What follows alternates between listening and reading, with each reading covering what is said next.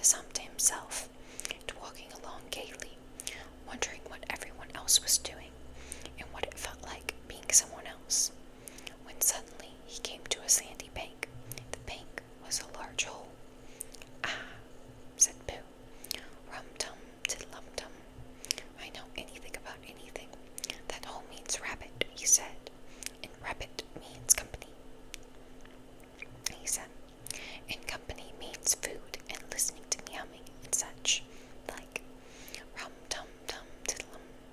So he bent down, put his head in through the hole, and called out, "Is anyone home?" There was suddenly a sudden scuffing noise from inside the hole, and then silence. What I said was, "Is anybody at home?" called out Pooh very loudly. "No," said a voice, and then added, "You needn't shout so loud. I heard you quite well the first time." "Bother," said Pooh. "Isn't there anybody else here at all?" "Nobody."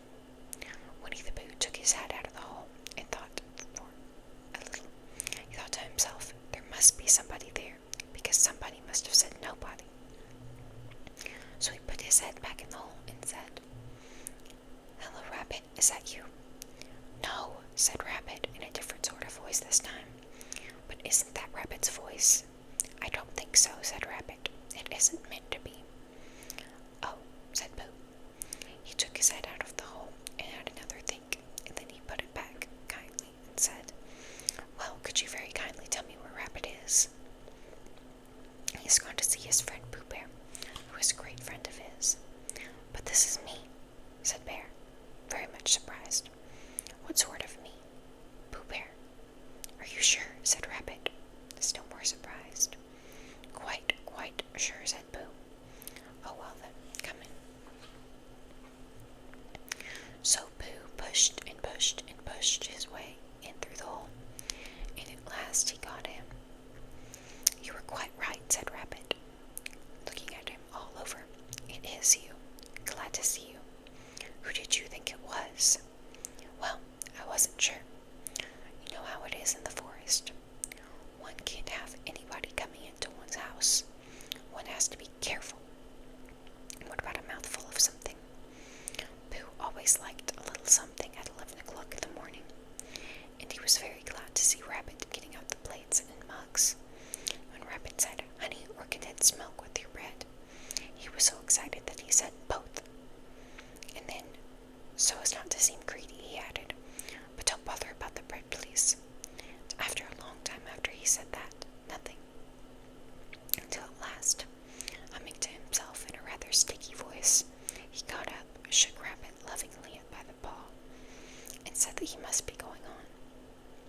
"Must you?" said Rabbit politely.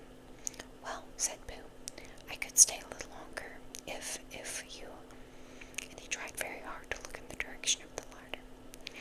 "As a matter of fact," said Rabbit, "I was going out myself directly." "Oh, well then, I'll be going on. Goodbye." "Well, goodbye, if you're sure you won't have any more." "Is there any more?" asked Pooh quickly.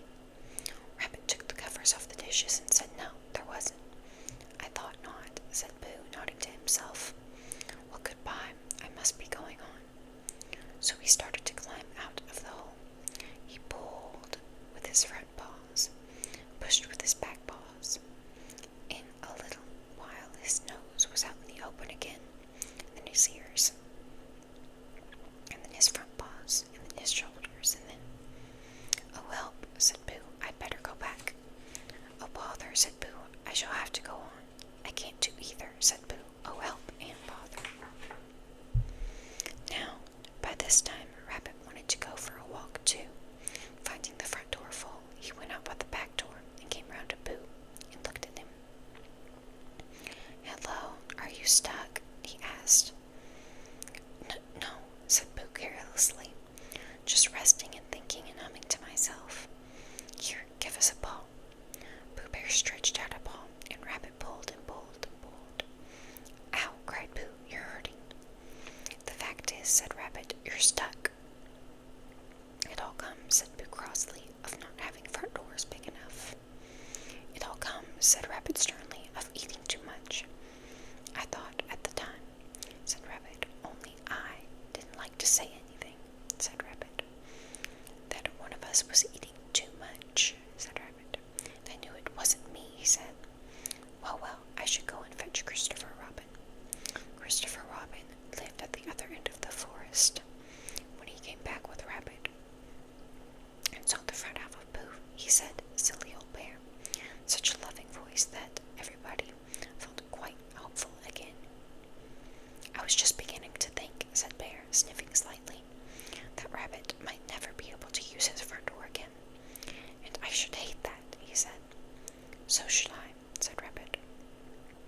use his front door again?" said Christopher Robin. "Of course he'll use his front door again." "Good," said Rabbit. "If we can't pull you out, Pooh, we might push you back." Rabbit scratched his whiskers thoughtfully and pointed out that when once Pooh was pushed back, he was back. Of course, nobody was more glad to see Pooh than he was. Still, there it was. Some lived in trees, some lived underground. And "You mean I'd never get out?" said Pooh. "I mean," said Rabbit, "that having got so far, it seems a pity to waste it." Christopher Robin nodded. "Then there's only one thing to be done," he said. "We shall have to wait for you to get thin again." "How long does getting thin take?" asked Pooh anxiously. "About a week, I should think." "But I can't stay here for a week." "You can stay here all right, silly old bear. It's getting you out which is so difficult." "We'll read to you," said Rabbit cheerfully. "And I hope it won't snow," he added. "And I say, old fellow, you're taking up a good deal of room in my house. Do you mind if I use your back legs as towels? Because, I mean, there they are doing nothing, and it would be very convenient to just hang towels on them." "A week," said Pooh gloomily. "What about meals?" "I'm afraid no meals," said Christopher Robin, "because of getting thin quicker. But we will read to you." Bear began to sigh, and then found he couldn't, because he was so tightly stuck. The tear rolled down his eye as he said, "Then would you read a sustaining book, such as would help and comfort a wedged bear in great tightness?" So for a week, Christopher Robin read that sort of book at the north end of Pooh, and Rabbit hung up his washing on the south end. In between, Bear felt himself getting slenderer and slenderer. At the end of the week, Christopher Robin said, "Now." So he took hold of Pooh's front paws, and Rabbit took hold of Christopher Robin. All Rabbit's friends and relations took hold of Rabbit. They all pulled together. For a long time, Pooh only said "ow" and "oh," and then all of a sudden he said "pop," just as if a cork were coming out of the bottle. Christopher Robin and Rabbit and all Rabbit's friends and relations went head over heels backwards, and on top of them came Winnie the Pooh, free. So with a nod of thanks to his friends, he went on with his walk through the forest, humming proudly to himself. But Christopher Robin looked after him lovingly and said to himself, "Silly old bear." I take a drink.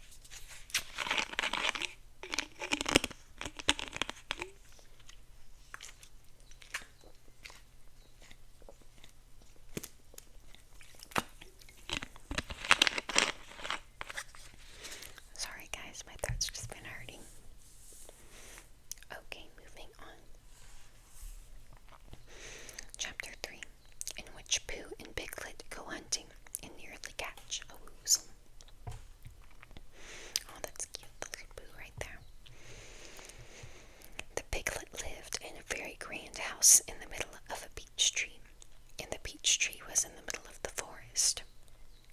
And the Piglet lived in the middle of the house. Next to his house was a piece of broken board which had "Trespassers" W on it. When Christopher Robin asked the Piglet what it meant, he said it was his grandfather's name, and had been in the family for a long time. Christopher Robin said you couldn't be called Trespassers W. And Piglet said yes, you could, because his grandfather was, and it was short for Trespassers Will, which was short for Trespasser William. His grandfather had had two names in case he lost one. Trespassers after an uncle, and William after Trespassers. "I've got two names," said Christopher Robin carelessly. "Well, there you are. That proves it," said Piglet. One fine winter's day, when Piglet was brushing away the snow in front of his house, he happened to look up, and there was Winnie the Pooh. Pooh was walking round and round in a circle, thinking of something else.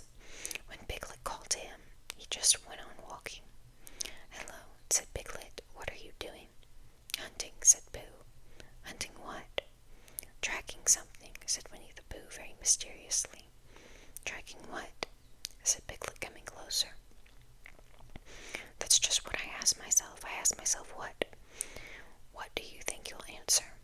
I shall have to wait until I catch up with it, said Winnie the Pooh. Now, look there, he pointed to the ground in front of him. What do you see there?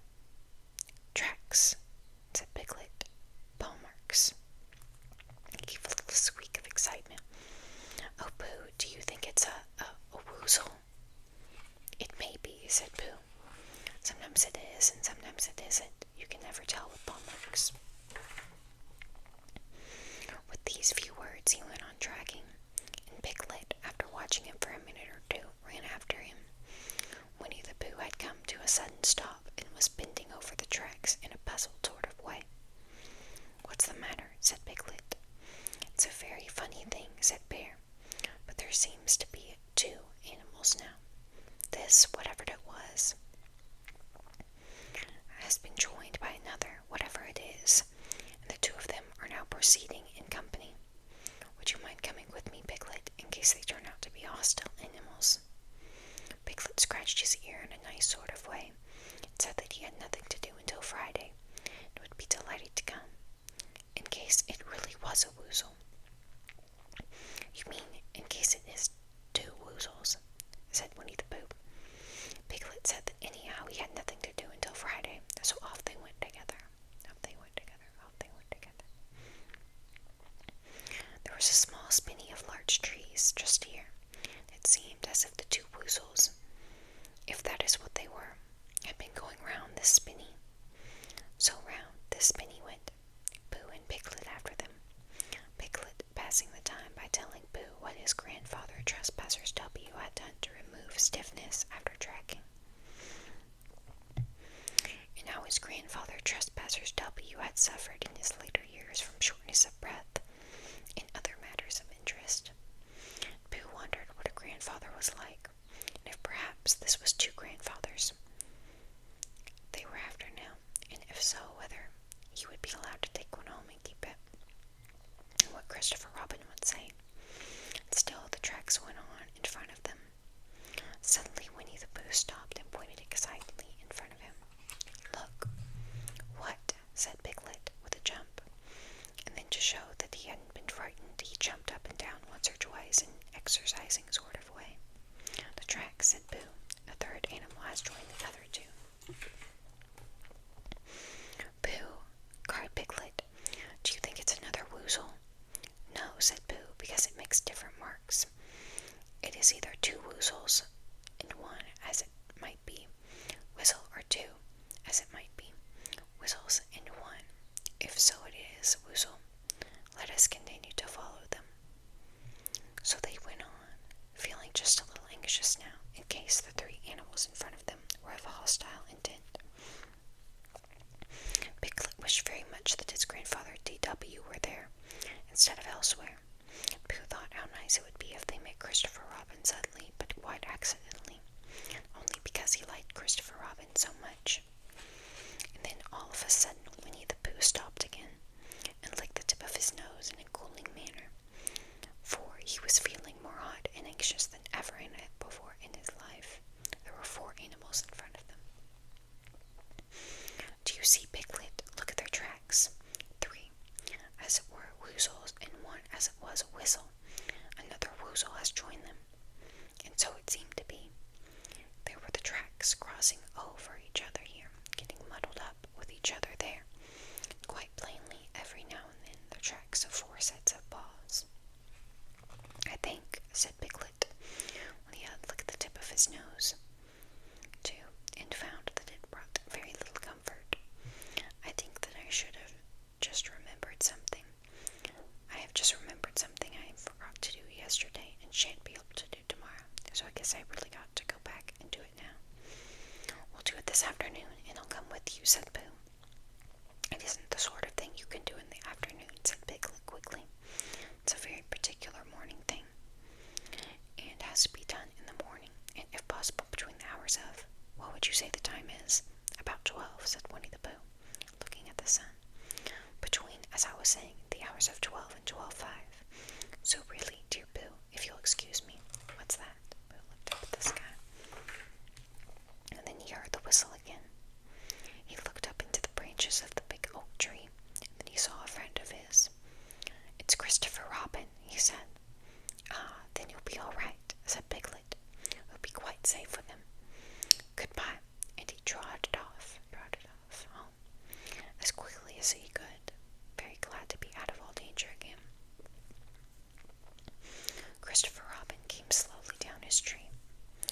silly old bear, he said. What were you doing? First you went round the spinney twice by yourself.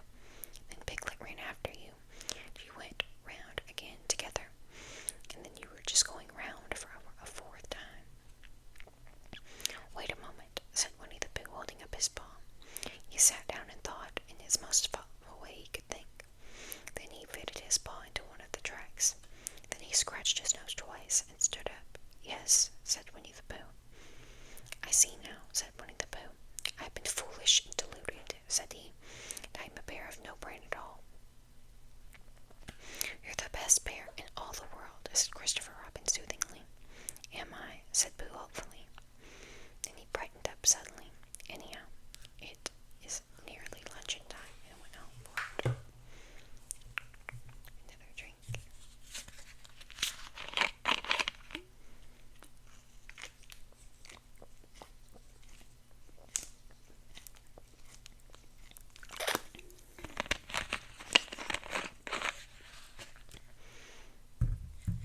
Oh, one of my favorites, Eeyore, in which Eeyore loses a tail and Pooh finds one. The old grey donkey Eeyore stood by himself in the distant corner of the forest, his front feet well apart, his head on one side, and thought about things. Sometimes he just thought sadly to himself, why? And sometimes he thought, wherefore? Sometimes he thought, inasmuch as which. Sometimes he didn't quite know what he was thinking about. So when Winnie the Pooh came stumping along, Eeyore was very glad to be able to stop thinking for a little, in order to say, how do you do, in a gloomy manner towards him. And how are you, said Winnie the Pooh. Eeyore shook his head from side to side.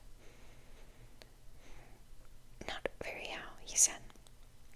I don't seem to have felt it all how for a long time. Dear, dear, said Pooh. I'm sorry about that. Let's have a look at you.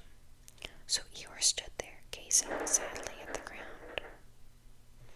Sorry, guys, that was my ice machine. I forgot to turn it off. And Winnie the Pooh walked all around him once. Why, what's happened to your tail? He said in surprise. What has happened to it? Said Eeyore. It isn't there. Are you sure?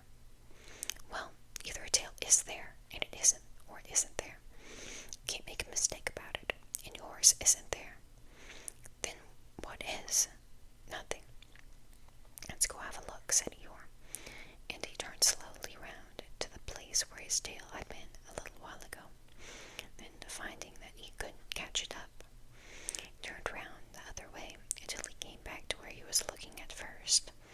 Then he put his head down and looked between his front legs, and at last he said with a long, sad sigh, I believe you're right. Of course I'm right, said Pooh. That accounts for a good deal, said Eeyore gloomily. It explains everything. No wonder. You must have left it somewhere, said Winnie the Pooh. Somebody must have taken it, said Eeyore. How like them, he added, after a long silence. Pooh felt like he ought to say something helpful about it, but didn't quite know what, so he decided to do something helpful instead. Eeyore, he said solemnly, I, Winnie the Pooh, will find your tail. Thank you, Pooh, answered Eeyore. You're a real friend, said he. Not like some, he said. So Winnie the Pooh went off to find Eeyore's tail. It was a fine spring morning in the forest as he started out.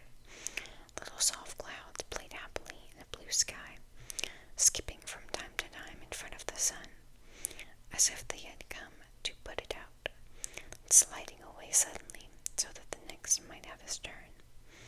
Through them and between them the sun shone bravely. The copse, which had worn its furs all the year round, seemed old and dowdy now beside the new green lace which the beeches had put on so prettily. Through copse and spinney marched Bear, down open slopes of coarse and healthier, over rocky beds of streams, up steep banks of sandstone, into heather again. And so at last, tired and hungry, to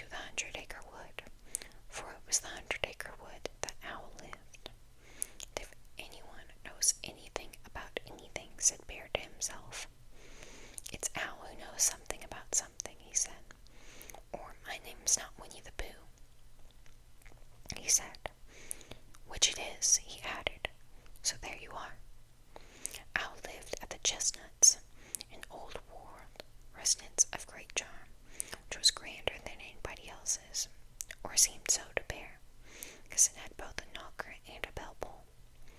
Underneath that knocker there was a notice that said, "Please ring if an answer is required." Underneath the bell pull there was a notice that says, "Please," I don't know. These notices had been written by Christopher Robin, who was the only one in the forest who could spell. For Owl, wise though as he was in many ways, able to read and write and spell his own name, well, yet somehow went all to pieces over delicate words like measles and buttered toast. Winnie the Pooh read the two notices very carefully, first from left to right, and afterwards, in case he had missed some of it, from right to left. Then, to make quite sure, he knocked and pulled the knocker. And he pulled and knocked the bell rope, and he called out a very loud voice, "Ow, I require an answer. It's Bear speaking." And the door opened. Owl looked out. "Hello, Pooh," he said. "How's things?" "Terrible and sad," said Pooh, "because Eeyore, who's a friend of mine, has lost his tail. And he's moping about it. So could you very kindly tell me where to find it for him?" "Well, the customary procedure in such cases is as follows." "What does customary cake mean?" said Pooh. "For I'm a bear of very little words. I'm a bear of very little brain, and long words bother me." "It means the thing to do." "As long as it means that, I don't mind," said Pooh humbly. "The thing to do is as follows. First, issue a reward. Then—" "Just a moment," said Pooh, holding up his paw. "What do we do to this? What were you saying?" "You sneezed just as you were going to tell me." "I didn't sneeze." "Yes, you did, Owl." "Excuse me, Pooh. You can't sneeze without knowing it." "Well, you can't know it without something having been sneezed." "What I said was, first issue a reward." "You're doing it again," said Pooh sadly. "Reward," said Pal very loudly. "We write a notice to say that we will give large something to anyone who finds Eeyore's tail." I see, said Pooh, nodding his head. "Talking about large somethings," he went on dreamily, "I generally have a small something about now, about this time in the morning." And he looked wistfully in the cupboard, the corner of Owl's parlor. "Just a mouthful of condensed milk or whatnot, with perhaps a lick of honey." "Well then," said Owl, "we write out this notice, and we put it all over the forest." "A lick of honey," murmured Bear to himself. Or not, as the case may be, and he gave a deep sigh, and tried very hard to listen to what Owl was saying. But Owl went on and on, using longer and longer words, till at last he came back to where he started. He explained that the person to write out this notice was Christopher Robin. "It was he who wrote out the ones on my front door for me. Did you see them, Pooh?" For some time now, Pooh had been saying yes and no in turn, with his eyes shut, to all that Owl was saying. And having said yes last time, he said no, not at all now, without really knowing what Owl was talking about. "Didn't you see them?" said Owl, a little surprised. "Come and look at them now." So they went outside, and Pooh looked at the knocker and the notice below it. He looked at the bell rope and the notice below it. The more he looked at the bell rope, the more he felt like he had seen something like it, somewhere, sometime before. "Handsome bell rope, isn't it?" said Owl. Pooh nodded. "It reminds me of something," he said, "but I can't think what. Where did you get it?" "I just came across it in the forest. It was hanging over a bush, and I thought at first someone lived there, so I rang it, and nothing happened. Then I rang it again very loudly. It came off in my hand. And as nobody seemed to want it, I took it home and—" "Ow," said Pooh solemnly. "You made a mistake. Somebody did want it." "Who?" "Eeyore. My dear friend Eeyore. He was fond of it. sadly. So with these words he unhooked it and carried it back to Eeyore's. And when Christopher Robin had nailed it on the right place again, Eeyore frisked about the forest, waving his tail so happily that Winnie the Pooh came all funny, and had to hurry home for a little snack of something to sustain him. Wiping his mouth half an hour afterwards, he sang to himself proudly. "Who found the tail?" "I," said Pooh, at 1:45. Well, it was 11:15, really. "I found the tail, I found the tail." I was going to stop, but this is one of my favorite stories, so we'll read this one.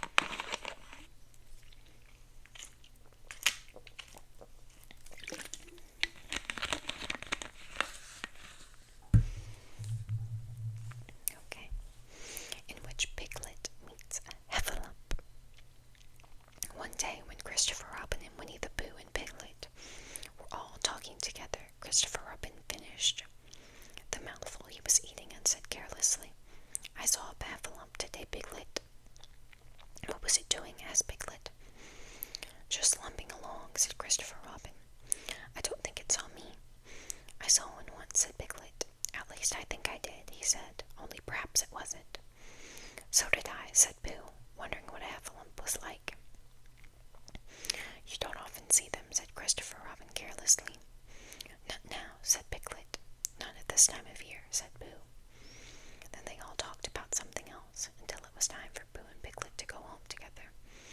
At first, as they stumped along the path which edged the 100-acre wood, they didn't say much to each other. When they came to the stream and had helped each other across the stepping stones, were able to walk side by side again over the heather, they began to talk in a friendly way about this and that. Piglet said, "If you see what I mean, Pooh," and Pooh said, "It's just what I think myself, Piglet." And Piglet said, "But on the other hand, Pooh, we must remember." And Pooh said, "Quite true, Piglet," although I had forgotten it for the moment. And then, just as they came to the 6 pine trees, Pooh looked around to see that nobody else was listening, and said in a very solemn voice, "Piglet, I have decided something." "What have you decided, Pooh?" "I have decided to catch a Heffalump." Pooh nodded his head several times as he said this, and waited for Piglet to say, "How?" or "Pooh, you couldn't," or something else of that sort. But Piglet said nothing. The fact was, Piglet was wishing that he had thought about it first. "I shall do it," said Pooh, after waiting a little longer, "by means of a trap. It must be a cunning trap, so you will have to help me, Piglet." "Pooh," said Piglet, feeling quite happy again now. "I will." And then he said, "How shall we do it?" Pooh said, "That's just it. How?" They sat together to think it out. Pooh's first idea was that they should dig a very deep pit, and then the Heffalump would come along and fall into the pit, and... "Why?" said Piglet. "Why what? Why would it fall in?" Pooh rubbed his nose with his paw, and said that the Heffalump might be walking along, humming a little song, looking up at the sky, wondering if it would rain. So he wouldn't see the very deep pit until he was halfway down, and it would be too late.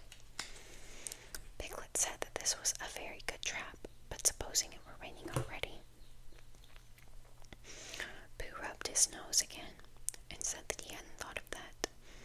Then he brightened up, and said that if it were raining already, the Heffalump would be looking at the sky, wondering if it would clear up, so he wouldn't see the very deep pit until he was halfway down, when it would be too late.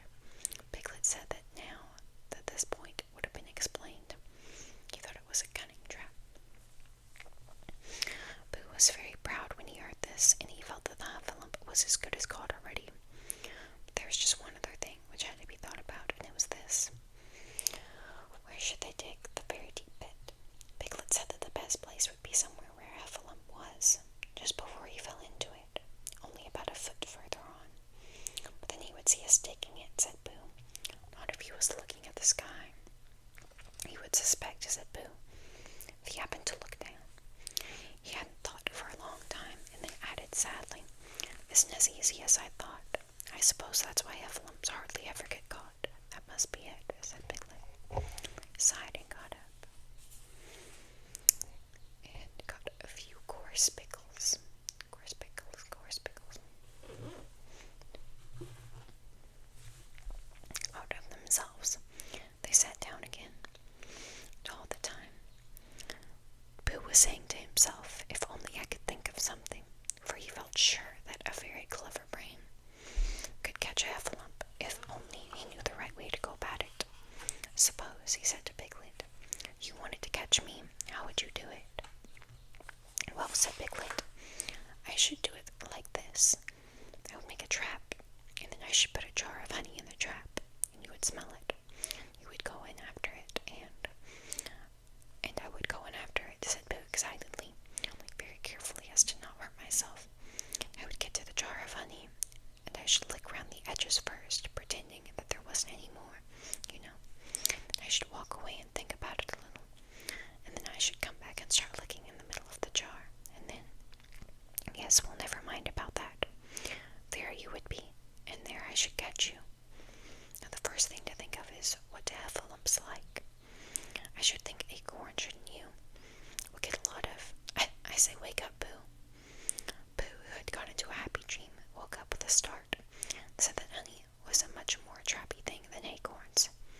Piglet didn't think so, and they were just going to argue about it when Piglet remembered that if they put acorns in the trap, he would have to find the acorns, but if they put honey, then Pooh would have to give up some of his own honey. So he said, "All right, honey then."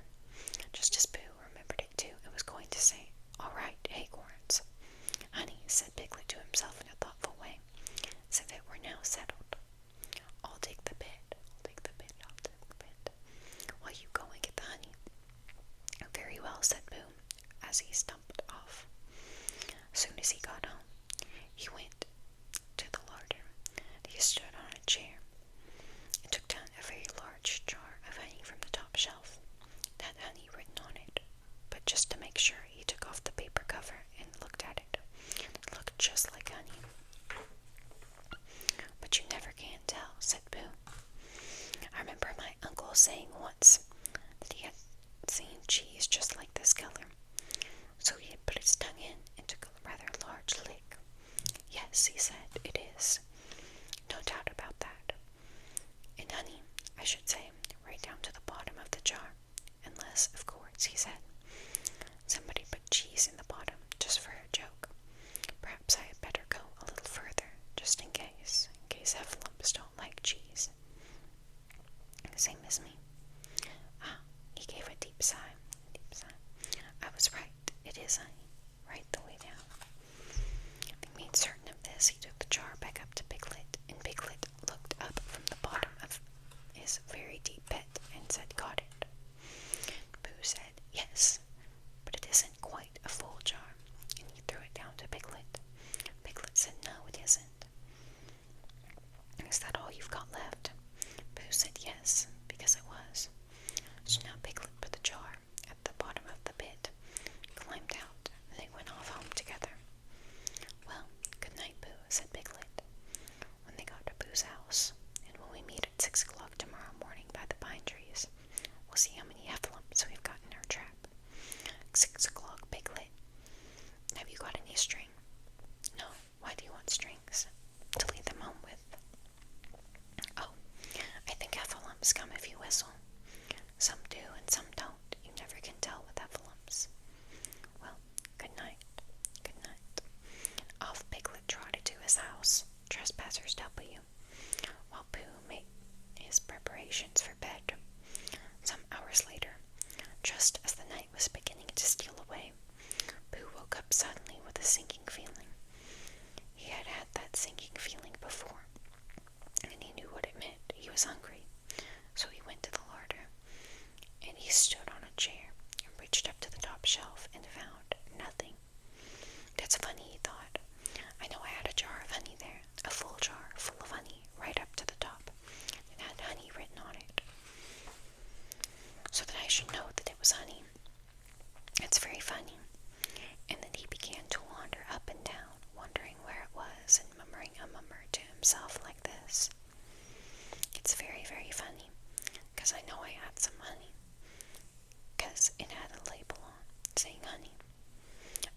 She was full of pot too.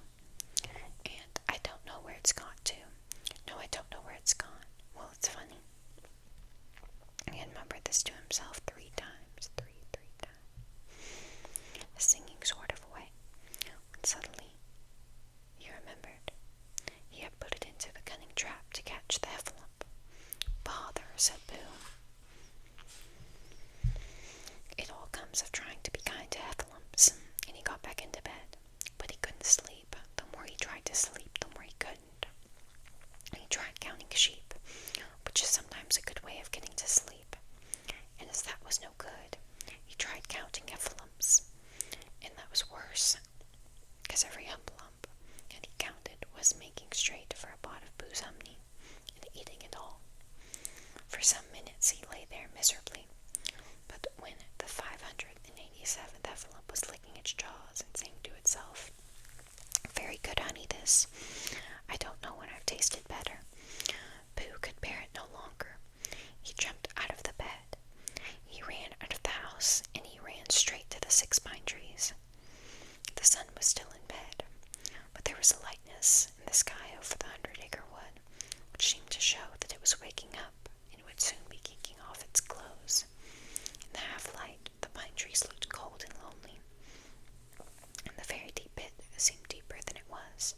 Pooh's jar of honey at the bottom was something mysterious.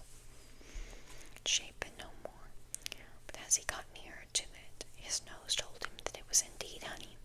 His tongue came out and began to polish up his mouth, ready for it. "Bother," said Pooh, as he got his nose inside the jar. "A Heffalump has been eating it." And then he thought a little and said, "Oh no, I forgot." Indeed, he had eaten most of it. There was a little left at the bottom of the jar, and he pushed his head right in and began to lick. By and by, Piglet woke up.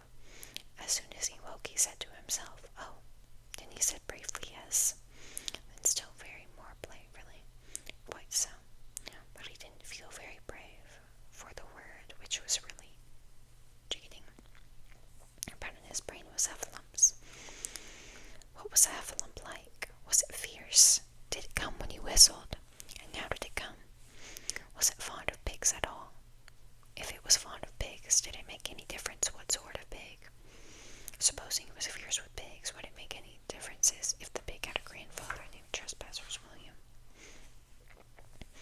He didn't know the answer to any of these questions. He was going to see his first Heffalump in about an hour from now. Of course, Pooh would be with him, and it was very much friendly with 2. But suppose Heffalumps were very fierce and pigs and bears. Wouldn't it be better to pretend that he had a headache, couldn't go to the 6 pine trees this morning? But then suppose it was a very fine day, and there would be no Heffalump in the trap. Here he would be in bed all morning, simply wasting his time for nothing. What should he do? And then he had a clever idea. He would go out very quietly to the 6 pine trees now, peep very cautiously into the trap, and see if there was a Heffalump there. And if there was, he would go back to bed. And if there wasn't, he wouldn't. So off he went.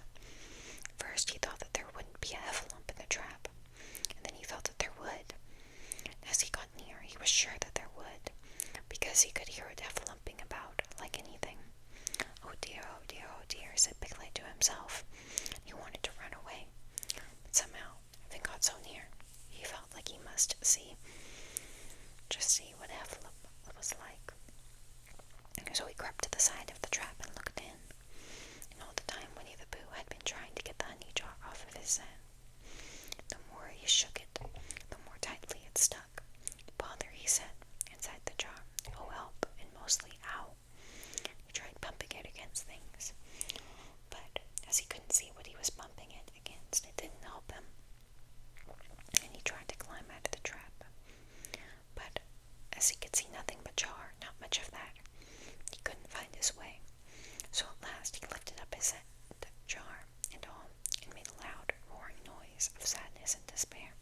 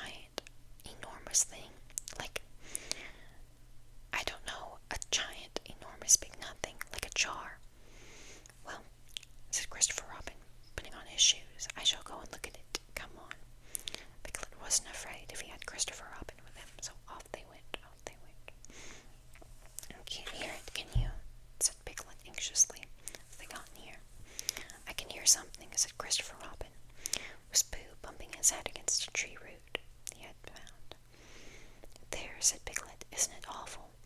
He held on tight to Christopher Robin's hand. Suddenly, Christopher Robin began to laugh, and he laughed, and he laughed, and he laughed. While he was still laughing, crash went the Heffalumps' head.